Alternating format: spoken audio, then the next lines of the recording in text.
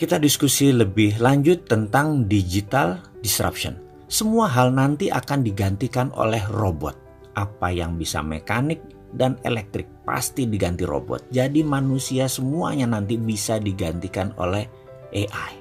Artificial Intelligence. Disrupsi digital ini akan banyak menelan bisnis bergaya tradisional. Bayangkan gerakan digital disrupsi ini seperti gerakan vortex, yaitu gerakan baling-baling pesawat. Baling-baling itu kalau muter makin kencang dan makin banyak dayanya, makin melumat putarannya ke dalam. Ini gambaran industri. Mana yang makin ke tengah, mana yang makin mendekat dengan titik lumatan, makin hancur-hancuran bisnis itu. Pertama yaitu Google dan Facebook. Mereka adalah industri yang paling cepat mendisrupsi sekaligus paling cepat terdisrupsi.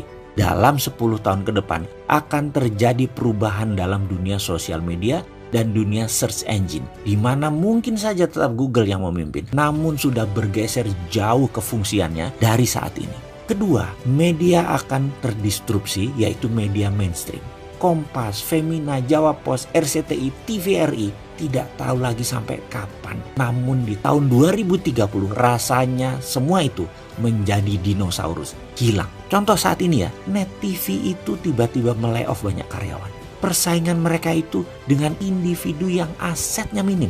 Bayangkan Net TV itu asetnya heavy sekali dalam overhead. Dan bagi perusahaan, overhead yang besar itu adalah kanker bagi perusahaan. Dibandingkan dengan apa? Dibandingkan dengan Ria Ricis, ya jelas aja penontonnya lebih banyak Ria Ricis. Kenapa? Karena lebih disenangi saat ini. Bayangkan, Net TV itu investasinya 3 triliun untuk dapat viewer 1 juta per hari.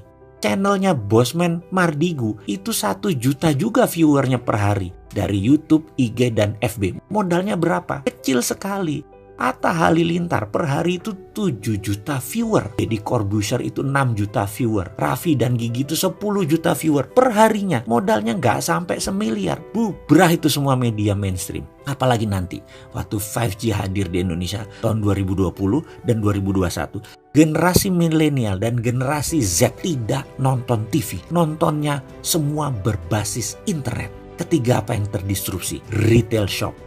Ramayana, Matahari, departemen store serba ada akan musnah menjadi marketplace digital jualannya. Menjadi personal bisnis itu dan menjadi direct bisnis itu. Produsen langsung ke konsumen dan konsumen langsung request ke produsen. Nggak ada lagi orang tengah, nggak ada lagi pajangan, nggak ada lagi retail shop. Keempat adalah hadirnya fintech, financial technology. Barusan kita cerita kalau banyak bank akan atau sudah mengurangi kantor cabangnya. Ini akan merubah dunia perbankan, baik dari jumlah cabang, jumlah karyawan, hingga jumlah ATM. Di tahun 2030 bahkan, dibandingkan dengan saat ini, akan tinggal 20% jumlah karyawan bank, cabang bank, dan mesin ATM. Karena semua sudah menjadi mobile. Kelima, selanjutnya, apa yang terdisrupsi? Telekomunikasi. WA itu akan melibas semuanya. Telkom akan berubah landscape-nya. Kenapa? Karena mendadak komunikasi menjadi semuanya gratis. 5G nanti bisa gratis. Dan kalau Telkom mengadopsinya telat, baru 2045, Singapura sudah mengadopsinya sekarang, maka di tahun 2021, telepon kita bisa 3. Salah satu teleponnya adalah Singtel. Karena kita nggak bisa tahan lagi, udah pakai satelit.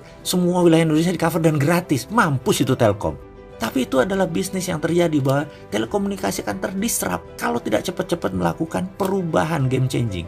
Kenapa? Karena telekomunikasi merubah dari more for less jadi more for zero. Itulah yang dilakukan oleh digital company. Mereka menghasilkan more for zero. Itulah ciri digital disruption. Keenam, apa yang terdisrupsi kemudian?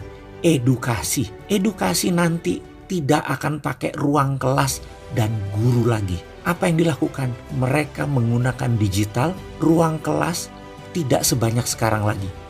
Kampus dan sekolahan itu tinggal separuh kebutuhan ruang kelasnya karena semua digital. Guru dan dosen tinggal separuh dibandingkan saat ini. Karena itu akan terjadi disrupsi gila-gilaan di bidang edukasi.